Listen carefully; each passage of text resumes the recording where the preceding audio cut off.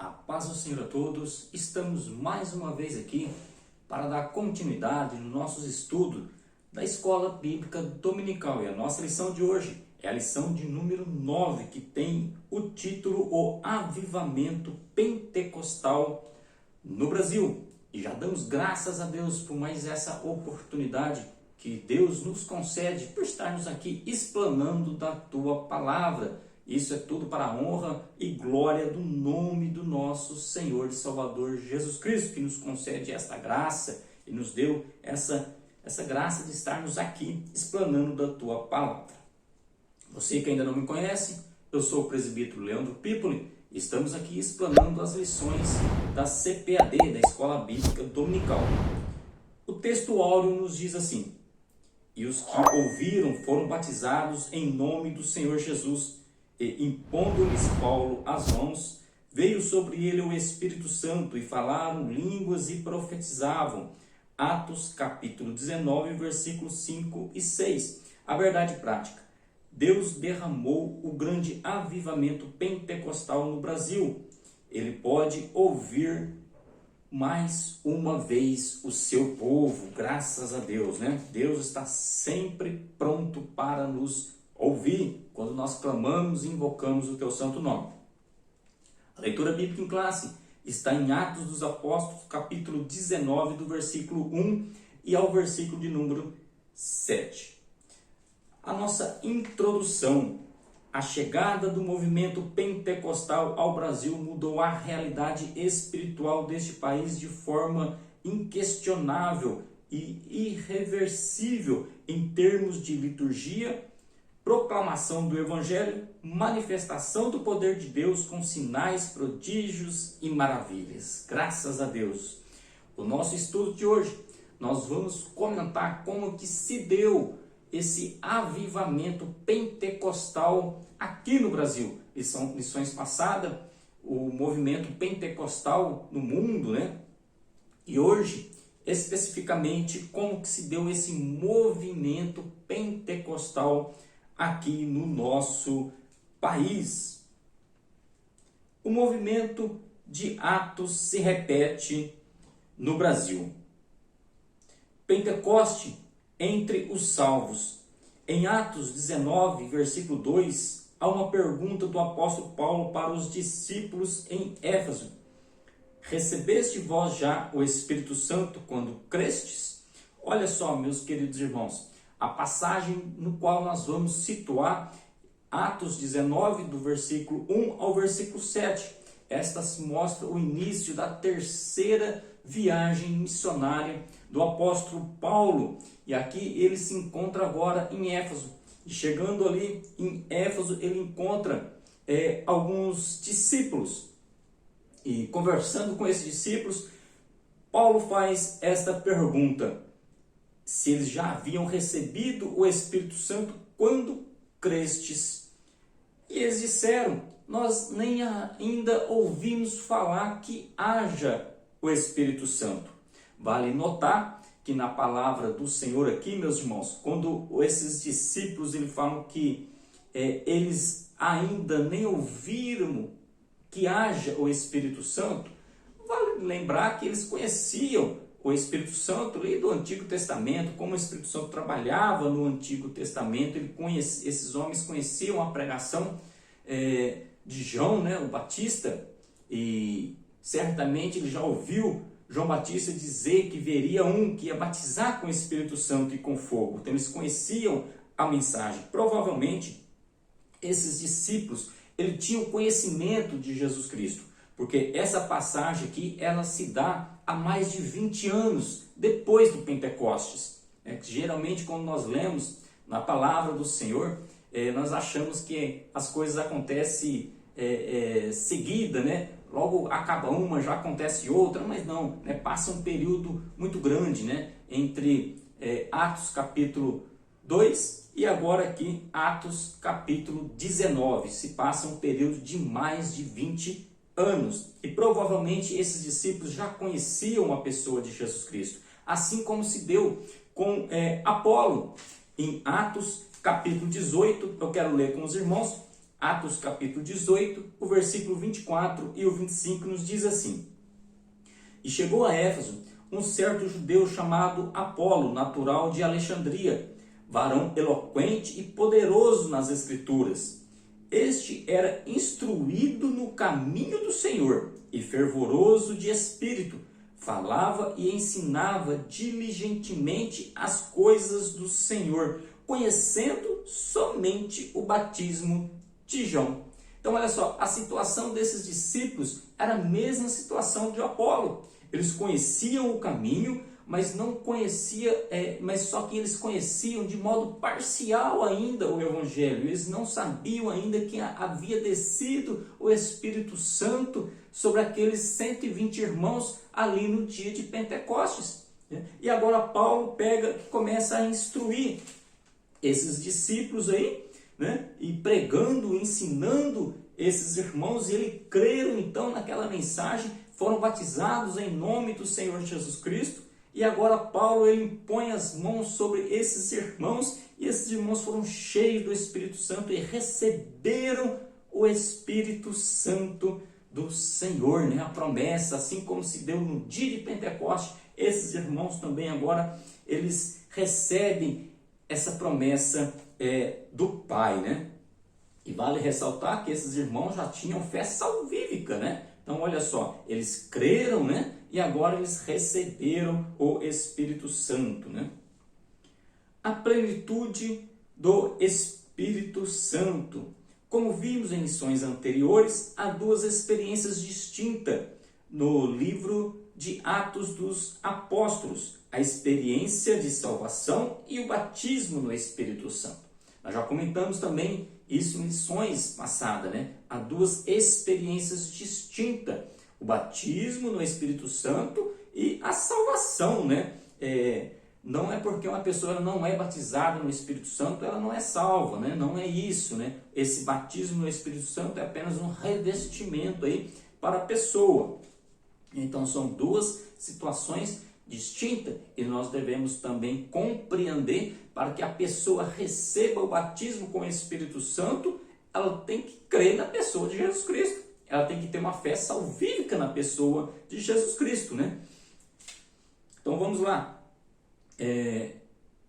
Aqueles discípulos, eles foram batizados em águas, depois receberam o Espírito Santo com imposições de mãos, Nessa passagem específica, meus irmãos, aqueles discípulos primeiro eles foram batizados com água e depois eles foram batizados no Espírito Santo, Mas isso não é um pré-requisito, o batismo com águas primeiro, para depois receber o batismo no Espírito Santo. Isso não é um pré-requisito, O Senhor Jesus pode batizar no momento que a pessoa aceita Jesus Cristo, o Senhor pode batizar ela com o Espírito Santo também. Mas um fato importante para nós é que aqueles discípulos, eles falavam em línguas e profetizavam. Isso nos mostra que para esse recebimento no Espírito Santo, ele teve uma evidência física, que foram falar em línguas e também profetizavam, Graças a Deus por isso.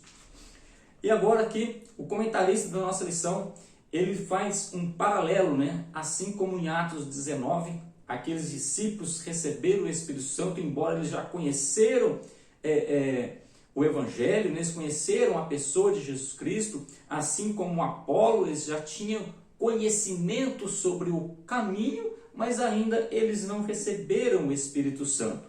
Assim também se deu aqui no Brasil. Quando nós vemos a história do Pentecostes, ou também não tem como a gente falar do avivamento aqui no Brasil sem comentar sobre as Assembleias de Deus, Quando começou esse movimento pentecostal aqui no Brasil, já havia outras igrejas evangélicas aqui no Brasil, É conhecida como as igrejas históricas ou tradicionais, Como a metodista, presbiteriana, a igreja batista, já haviam igrejas aqui no Brasil, Mas só que agora Deus ele manda, para o Brasil aqui 2 missionários, chamado Daniel Berg e Gunnar Wingren. Esses 2 grandes homens de Deus, inflamados agora pelo Espírito Santo, que já receberam o Espírito Santo, o batismo com o Espírito Santo e o coração ardendo agora, essa chama pentecostal no coração desses homens, eles então recebem o chamado de Deus para virem no Brasil. Falando um pouco desses homens, Gunnar Wring, ele foi um crente batista e também foi ordenado ao pastorado pela igreja batista, né? Eles estavam ali nos Estados Unidos, embora eles eram suecos, estavam ali nos Estados Unidos, e Gunnar Wring estudou ali nos Estados Unidos, recebeu a ordenança pastoral ali também, e naquele momento agora estavam querendo levar Gunnar Wring para a Índia, mas ele não sentiu da parte de Deus esse chamado, mas e aí então agora Deus chama este homem para vir para o Brasil. E ali também, conhecendo Daniel Berg, esses dois homens se ajuntam nesse propósito e agora esses dois homens vêm para a direção do Brasil, no qual receberam uma profecia da parte de Deus, que era para eles virem para o Pará. E agora esses homens vão para a biblioteca, vão pesquisar sobre esse nome que eles receberam do Pará, né? E agora eles encontram que esse local se encontrava aqui no Brasil. E agora eles vêm para o Brasil agora e chegam aqui no início do século XIX, né? Que é no dia 19 de novembro de 1910. E agora esses dois homens inflamados pelo Espírito Santo começam a pregar o Evangelho.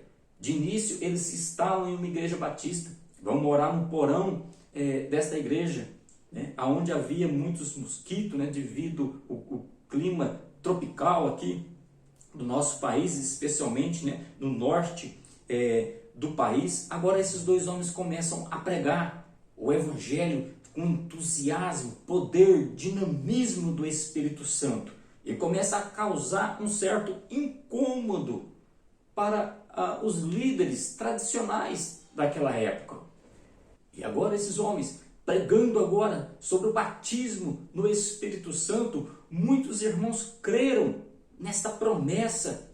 E aqui nos fala da palavra, da história da nossa Assembleia de Deus, que causou incômodos em muitos, preocupações em muitos, mas só que muitos também creram. Aqui nos cita a irmã Celina Albuquerque, que foi a primeira crente a receber o Espírito Santo em solo brasileiro. E depois dela começou a agregar outros irmãos que foram recebendo o batismo no Espírito Santo, né? E devido ao incômodo causado pelos líderes batistas ali naquela época, fizeram a reunião, e aqueles homens que creram, né? Ele nos diz aqui que eram cerca de 19 irmãos que creram na mensagem de Daniel Berg e Gunnar Wring. E agora esses irmãos eles são convidados a se retirar da igreja batista, né? Esses homens, esses irmãos foram expulsos da igreja batista e começa então uma nova igreja ali, né? Esse movimento pentecostal se deu desta maneira, né? E o crescimento começou a surgir nessa nova igreja, devido à pregação dos dois missionários, pregando cheio de entusiasmo, e o Senhor confirmando a palavra entre esses irmãos. Devido ao crescimento também surgiu agora então perseguições também. E nos diz a palavra do Senhor em Mateus capítulo 5 e o versículo de número 10, né, que seremos bem-aventurados quando sofrendo perseguições por causa do Senhor. Seremos considerados bem-aventurados. Mas só que eu quero ler com os irmãos 1 Pedro, capítulo de número 3 e o versículo de número 14. Mas também, se padecerdes por amor da justiça, sois bem-aventurados, e não temais com medo deles, nem vos perturbeis. Quando a pessoa está predisposta a fazer o trabalho de Deus, ela vai sofrer muitas perseguições. Foi como aconteceu com os dois missionários aqui no Brasil, pregando agora o batismo no Espírito Santo, e o crescimento pentecostal aqui no Brasil começou a surgir, e começou a surgir então perseguições, tanto de pessoas que não eram crentes, como até mesmo de muitos crentes tradicionais, né? Aceitando aquela pregação, né? Não vamos dizer nova, porque é a pregação da palavra do Senhor, mas quando eles estavam pregando, aqueles crentes tradicionais aceitavam aquilo como se fosse uma heresia, não creram na pregação dos dois missionários, né? E muitos começaram até a chamar eles de bodes, né? Ou seja, né, tem as ovelhas e tem os bodes, né? Então olha só que coisa terrível, né, meus irmãos? Quando a pessoa está predisposta a fazer algo com entusiasmo, com dinamismo para Deus, ela vai sofrer as perseguições, né? Então vamos lá, mais um versículo, 1 Pedro, o capítulo agora de número 14, e o versículo 14 ao 16 nos diz assim: se pelo nome de Cristo sois vituperados, bem-aventurados sois, porque sobre vós repousa o Espírito da glória de Deus. Que nenhum de vós padeça como homicida, ou ladrão, ou malfeitor, ou como o que se entremete em negócios alheios, mas se padece como cristão, não se envergonhe, antes glorifique a Deus nesta parte, né? Então olha só, né? Sofrendo perseguições por ser cristão, por pregar a palavra de Deus, por pregar a verdade. Não somos perseguidos porque nós somos homicidas, porque falamos mentira, se intrometemos em negócios alheios, porque somos ladrão. Não, se somos perseguidos por sermos cristãos, glorificamos e exaltamos o nome do Senhor Jesus Cristo, né?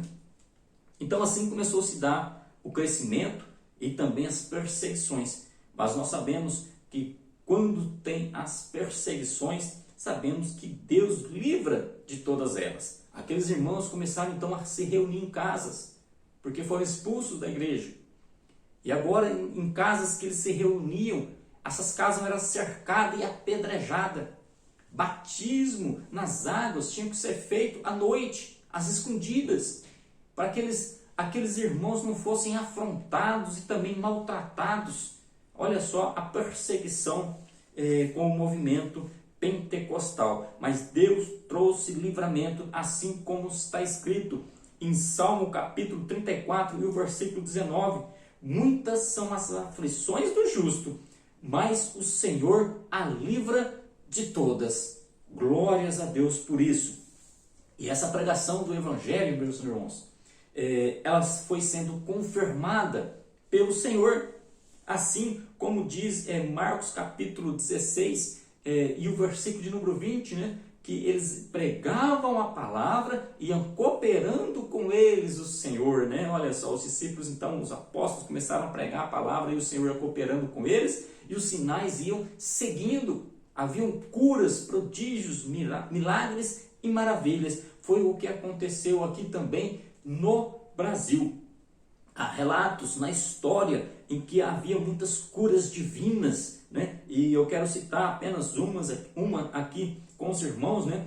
Um homem que viu seu filho morrer, tomou imediatamente nos braços e começou a invocar o nome do Senhor. Imediatamente a criança voltou à vida, graças a Deus, né? Então olha só, eles iam pregando e o Senhor também ia confirmando com prodígios e maravilhas a pregação do Evangelho, né? Isso é coisa maravilhosa, que as nossas pregações venham sendo confirmadas por Deus com prodígios e maravilhas, assim como diz Paulo em 1 Coríntios capítulo 2, versículo 4. A minha palavra e a minha pregação não consistiram em palavras persuasivas de sabedoria humana, mas em demonstração do Espírito e de poder. Glórias a Deus, né? Que as pregações hoje, meus irmãos, também sejam de igual modo, assim como aconteceu com os apóstolos em Atos. É assim também como aconteceu com esses dois missionários, Daniel Berg e Gunnar Wingre. Que as nossas pregações também sejam de igual modo. E quando nós falamos, meus irmãos, desse movimento pentecostal, né, dessa expansão do evangelho aqui agora no Brasil, né? Eu quero ler com os irmãos aqui que há um modelo centrífugo, né? O avivamento espiritual fez com que a nossa igreja no Brasil buscasse um modelo de crescimento centrífugo, ou seja, de dentro para fora. Ou seja, eles começavam o culto numa casa, iam pregando o evangelho, e esse evangelho ia crescendo, os números de irmãos iam crescendo, eles procuravam um local maior, e assim ia crescendo. Iam se situando em uma rua, evangelizava aquela rua, iam enchendo as casas, iam procurar um local maior no bairro. Assim o evangelho foi crescendo cada vez mais aqui no Brasil, e as pregações se davam nas casas, nas ruas, nas escolas, nos hospitais e também nos presídios. Uma coisa importante para nós, meus irmãos, é quando nós lemos a história do movimento pentecostal e da Assembleia de Deus, porque começou esse movimento pela Assembleia de Deus através de Daniel Berg e Gunnar.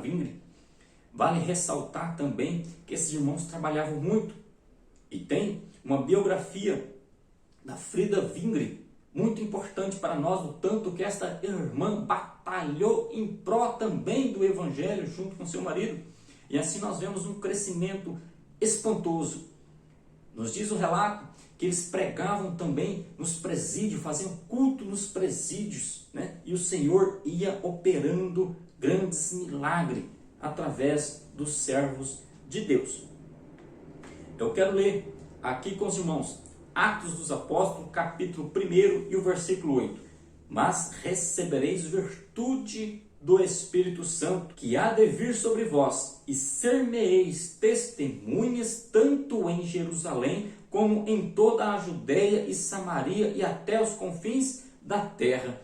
Então veja só, recebemos esse poder, esse dinamismo, essa virtude do Espírito Santo, tem um motivo específico, e a própria palavra de Deus nos mostra esse motivo específico, que o motivo é: e ser-me-eis testemunha, tanto em Jerusalém, como em toda a Judéia, Samaria, até os confins da terra. Quando nós recebemos essa virtude do Espírito Santo, meus queridos irmãos, não é somente para que nós possamos aí se alegrarmos na presença do Senhor, nas nossas igrejas. Não, é para que nós possamos ser testemunha. Esse é o propósito do revestimento dessa virtude do Espírito Santo em nossas vidas. É para que possamos pregar o Evangelho com poder e dinamismo. Não é para ficar fazendo aí aviãozinho nas igrejas, né? Assim como muitos fazem, né? Não sou contra, meus irmãos, não é isso. Mas tem um propósito específico, que é para a expansão do reino de Deus. Esse é o propósito do batismo com o Espírito Santo. Uma certa feita, eu vi aí um vídeo no qual mostrava no seu título que era um grande avivamento, no qual os irmãos estavam subindo até no pilar da igreja.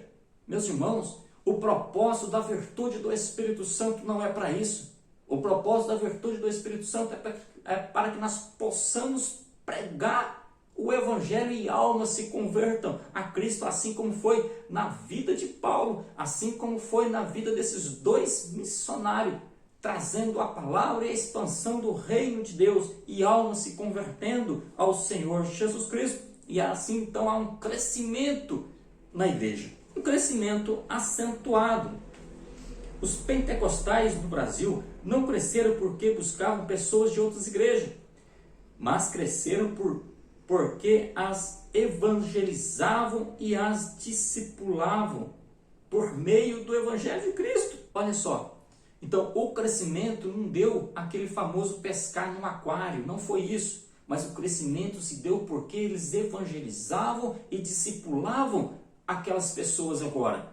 Assim se dá o crescimento. Já ouvi dizer que as Assembleias de Deus, elas cresceram na evangelização, entregando folheto. Hoje é muito raro isso, meus irmãos. Devemos voltar às práticas que nós fazíamos outrora, e nas ruas evangelizando as pessoas, para que as pessoas possam compreender o evangelho desse nosso Senhor maravilhoso. Vamos para a conclusão. Antes do avivamento pentecostal em solo brasileiro, o que dominava no cenário religioso era um sistema de doutrina das igrejas históricas que não admitia o batismo no Espírito Santo, com sinal evidente de falar em novas línguas, nem como o exercício dos dons espirituais.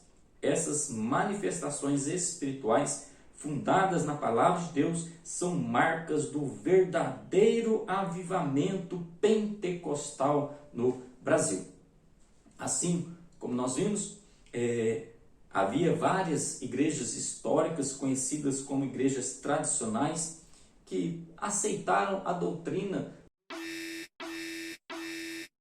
né? Ou seja, que os dons espirituais, essas manifestações espirituais só foram na época dos apóstolos, né?